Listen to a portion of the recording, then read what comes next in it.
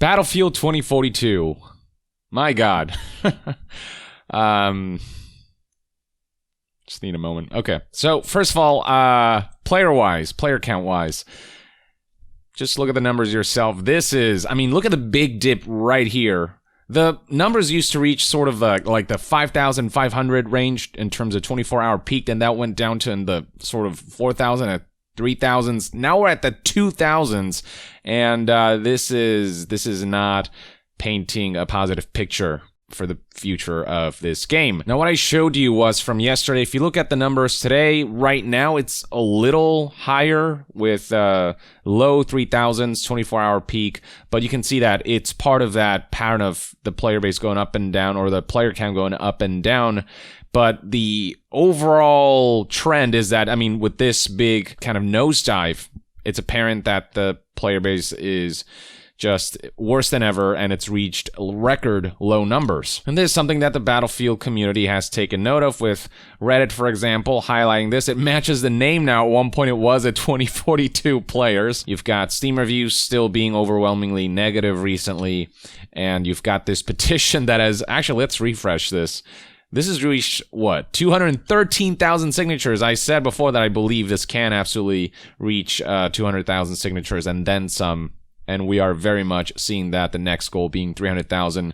Again, I don't think this is going to go anywhere, but it is generating buzz. It is putting pressure on EA, and it is sending a message, which I think has some value to it. Here's one Reddit post with over 10,000 upvotes, almost 11,000 upvotes. It's official. Battlefield 2042 is under 2K players. God damn, it hurts so much.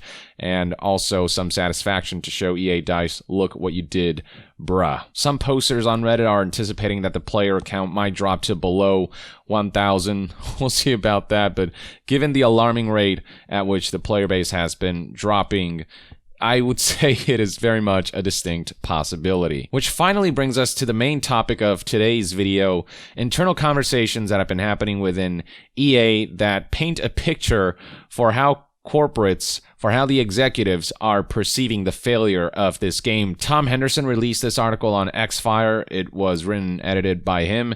He said, "I'm so torn on this, but EA has given details on why they believe Battlefield 2042 failed." And yeah, the details surrounding this article have already been making the rounds, and some of the details they highlight here, or some of the reasonings they highlight for Battlefield 2042 failure, is like, it's just baffling. It's a mentality that goes to show that maybe EA and DICE aren't ready to change for the better after all. So here it is, the CIPHER article exclusive. EA acknowledges Battlefield 2042 failure with Town Hall post-mortem. The Town Hall being a type of meeting that basically has the entire team gather, and essentially it's a debrief. EA has finally acknowledged the disappointing launch of Battlefield 2042 internally in the latest internal Town Hall meeting call. Azek spent over 20 minutes discussing what went wrong with the launch, and also how the company sees the future of both Battlefield 2042 and the Battlefield franchise going forward. Apparently, the person who led the discussion was EA executive Laura Meal, who is the Chief Studios Officer, the CSO.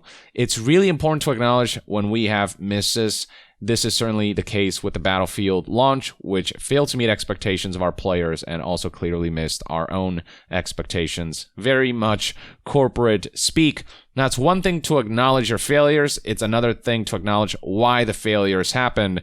And if you don't have both sides of the coin there, then I don't think you can really learn much from that experience. And while, yeah, they are acknowledging the game, failed to meet our expectations and that it obviously didn't do very well, the reasonings provided just seem very dishonest. On Battlefield 2042's failure, Meal outlined several key factors that EA's top brass believes, starting with the Frostbite engine, which had to be massively updated, and it went through that in order to power Battlefield 2042. This alone took over 18 months of development time, and Meal addressed the engine upgrade by saying, all new tech, it was basically a new engine. I find this ironic given that Frostbite started out as an engine specifically made for Battlefield, but just across the board, Frostbite has always been a struggle for developers. We know what happened with BioWare using this engine to make games like Mass Effect Andromeda and Anthem, both of which suffered tremendously because of the technical challenges surrounding developing games on Frostbite engine. And with Battlefield 2042, how much bigger the maps got and all that stuff, the Frostbite engine likely had to be just modified to a point where it basically feels like a new engine, and the technical hurdles there just didn't allot enough time to flesh out the game to the degree that it needed to be at launch, and the consequences are clear. Moving on, another major reason outlined is the work from home environment as a result of COVID, and yes, that definitely did disrupt the gaming landscape across the board, but the question still remains, if the work from home environment disrupted the developer's ability to make the game, why wasn't it delayed? Plenty of games have had to be developed with a work from home environment, but did launch properly because they did take these factors into consideration and pushed the schedule back as needed, or just managed to get their stuff together. Not so with Battlefield 2042. When there's so many games that have succeeded in the same environment, it's hard to use this as a major excuse for why Battlefield 2042 failed, when you could have made decisions that could have mitigated how poorly this launched and how disruptive COVID proved to be, namely, again, delaying the game and giving the developers the time that they need. Neil then brought up the Battlefield beta last summer, where there was a lot of feedback basically saying, hey, so you should definitely delay the game. It doesn't feel like it's up to snuff. And them insisting it was a 3-month-old build and that the new build, the final build, it'll all be okay. That didn't turn out to be true. EA received a lot of feedback concerning bugs and unpolished areas of the experience. However, there was also a substantial amount of positive feedback from players. Players saying this feels like Battlefield. Battlefield is back. This is my Battlefield. So we had to embolden the team, said Meal. Unfortunately, companies have a tendency to be very selective about their feedback when feedback doesn't align with their business tactics and schemes, and they'll pretend like that feedback doesn't exist. This is what they're doing with like NFTs. So many people love NFTs when it's just a select few who are profiting off of this while scamming people in what is basically a pyramid scheme. In this case, it also feels similar, where I feel like, for me personally, based on the feedback that I was seeing, there was a good amount of people pushing for this game to be delayed, especially media and content creators who were covering this game, and yet EA said, nah, it's good enough. Now, Meal did admit that Battlefield 2042's bug count ratio got to historic levels for a DICE game, and mock reviews prior to launch were in the high 70s to low 80s. Was that already not a red flag? And also, high 70s to low 80s is a vast overestimation of this game's quality. EA and DICE believe that the state of the game combined with a Day 0 and Day 1 patches would be enough.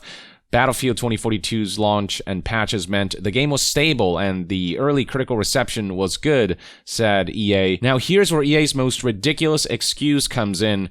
EA partly blames the failure of Battlefield 2042 on Halo Infinite's surprise multiplayer launch. This is not a drill, unfortunately. I wish I was joking, says the article itself. And then Meal went on to say that the comparison between both games was not favorable because Halo Infinite was a very polished title, whereas Battlefield 2042 contained bugs and wasn't as polished.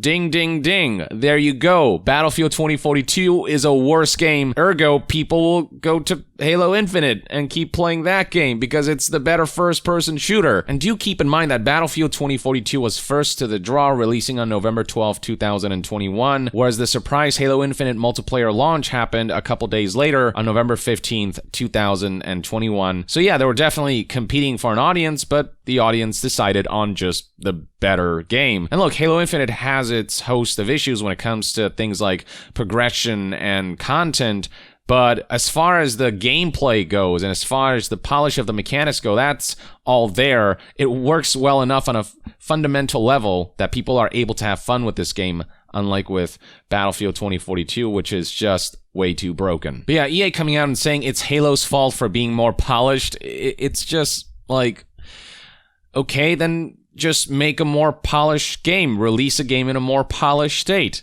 Give the projects the time that they need. Halo Infinite was delayed by a year before it launched, and it came out a whole lot better for it. Why couldn't you do the same with Battlefield 2042? Take that approach to make sure that the game was actually in a good enough state instead of EA standard of what good enough is. The poor Steam reviews was also brought up, a lot of feedback being attributed to 3 key areas: bugs and performance, game design, and feature choices, and the game not aligning with player expectations. I mean, that's like, these are 3 very important facets to any video game, and for Battlefield 2042 to have missed the mark so wildly on all 3 fronts, therein lies the source of the game's failure. Meal proceeded to explain what the company has since learned in those 3 areas. He acknowledged that the company has historically had bug issues and that the bug count for Battlefield 2042 did fall into the range that they would have expected when compared to other launches, so it was believed that the issues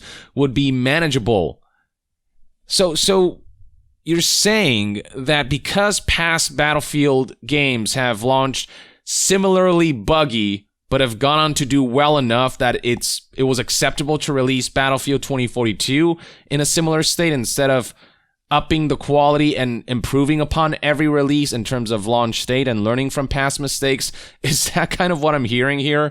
Meal acknowledged that player expectations have changed and that it wasn't the right choice to remain anchored to the company standards in comparison to previous DICE games. Player expectations haven't changed. Their tolerance has changed. Every time players spend $60, $70 plus on a product, they want it to work as best as possible. That's always been the expectation. But the tolerance for that has gotten lower and lower with every new disastrous release. And it's happened so many times now that people have just gotten fed up, that every time they seem to be kind of conned out of their money through marketing that isn't representative of the final product. During the town hall meeting, EA also shared future plans like new initiatives, discussing map design and the way we want to improve the player space. The entire way that all teams work on Battlefield will also be transformed. And then Justin Webb, who's the senior design director at Ripple Effects Studios, which is working on Battlefield 2042, said that, as you can probably guess, we can't comment on future content at this time, but as you saw from the press release last week, the teams are all heads down working on the issues we know are at the very core of the feedback received, so they insist that they're going to hunker down and keep working on it.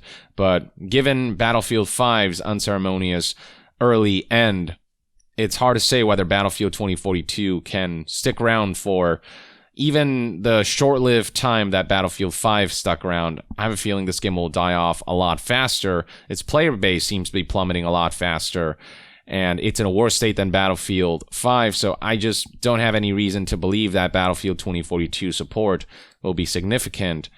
I can't help but get the sense that this is a game that will have some initial updates and then it will peter out like both Battlefront 2 and Battlefield 5 did. Justin Webb also highlighted how he wants to prioritize more clarity and transparency around the top issues the team are tackling. I look forward to when we can share more specifics about them soon. But there's a whole lot of skepticism within the community, understandably so, and with this latest report from Tom Henderson, people are poking fun at the way EA can't seem to just acknowledge that we as a company messed up, we pushed this game out far too early, and we have become complacent to methods that are not conducive to a good product release, blaming frickin' Halo Infinite. And so people are posting on Reddit things like, DICE before work, you are not wrong. The 98% drop in player count is wrong. Who is actually to blame for Battlefield 2042? Meme of Gerardo Andrade shooting the Battlefield franchise as DICE, and then DICE saying, why would Halo do this? Other memes like this one referencing one of the infamous quips, one of the lines that the player characters say after a match. Master Chief apologizes to EA.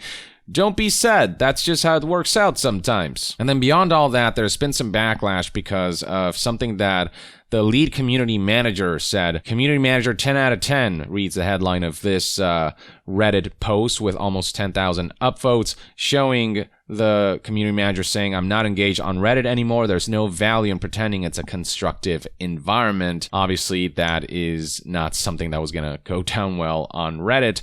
He basically answered a question asking what's the proper forum to communicate with the community manager, relaying that he seems to be very quiet on Twitter nowadays and Reddit, and him coming out saying Reddit isn't worth engaging with is just not the attitude you want to have at this point in time, especially when there have been constructive discussions and constructive posts like how this user points out. This thread with over 31,000 upvotes showing a list of everything either removed or downgraded from previous games in 2042, a compilation of things that developers could look into if they plan to stick around for Battlefield 2042. Now, Freeman did clarify that that's not to say I'm not sensitive or understanding to people's frustrations, but there's a consensus on Reddit that the line of what's acceptable was drawn at death threats. The belief that all other forms of attacks and insults being fair game to me or the team is wild to me, and that's 100% fair. If this guy's been receiving death threats and toxicity on a level that doesn't pave the road to constructive conversations, then fuck the people engaging in that way, especially towards a community manager who has no influence whatsoever in the development state of the game. They're just the bridge between community and developer. They're just the middleman. They're just the messenger, and shooting the messenger isn't going to do anything. So on this front, I 100% agree, and I do empathize. That's not to say that Hub of Community isn't listened to or read. He clarified it always is and forever will be. There is wisdom in crowds, even if the crowd itself is toxic at its core. I think it's a big shame that there are lots of genuine fans involved on that platform too. They invest the time, participation, but don't receive the direct acknowledgement or engagement they hope for because the people next to them is standing by to decry snowflake woke. And then scrolling further down, hope. That helps to answer the questions. I'm always down to answer honest, well-intentioned questions. Many questions are unfortunately designed as underhanded attacks, designs to turn members of the team into the daily poster child of hate, and for that reason, not all tweets get recipes. Even this thread will get picked apart, bandwagon by folks. That discourages me to engage in the long term, unfortunately, because it's just an unpaid tax on mental health and a burden no one in this industry signs up for. Again, there are definitely aspects that I definitely empathize with, but phrasing it as basically generalizing everyone on Reddit as toxic and being unconstructive and not acknowledging the constructive feedback that has been there in this initial tweet saying I'm not engaged on Reddit anymore because there's no value in pretending it's a constructive environment. That's just going to make people who are putting the time to tell DICE here's what's wrong with the game just feel like crap, like they're not being valued, and this was just, I don't think, the best way to communicate what the community manager is actually trying to say, which is that, you know, some of the feedback, you know, if you can even call it that, the toxicity, the death threats, it's gotten too much, and we're choosing not to engage with that stuff, but we're still actively listening. I think that would have been a better way to phrase it, which he did eventually down the line, but you have to, like, go through all of these tweets that are kind of buried. Though again, the Reddit community is just not taking kindly to this, as highlighted by posts like this. But Freeman wanted to emphasize that feedback is not being ignored. The suggestion that we ignore feedback is unfair. What's been stated is that I won't engage with it. There are constructive thoughts on the game shared and fair expressions of how the game today makes folks feel, but the environment isn't constructive. This is enough of an overgeneralization that I do think it's going to cause more harm than good. It's going to piss off people more than make them empathetic or understanding. And then to close things off, people are still pointing out issues with the game, like how many weapons are in Battlefield 2042 compared to previous entries. You can see the huge list here, 77 weapons, 82 weapons for Battlefield 1 and 5 respectively, a mere 22 weapons for Battlefield 2042. And this really puts into perspective just how much content the latest game is lacking. And then here's somebody highlighting a feature hinted at in the trailer that's now missing. Dog tag stealing. It was in the trailer. Why don't we have it now?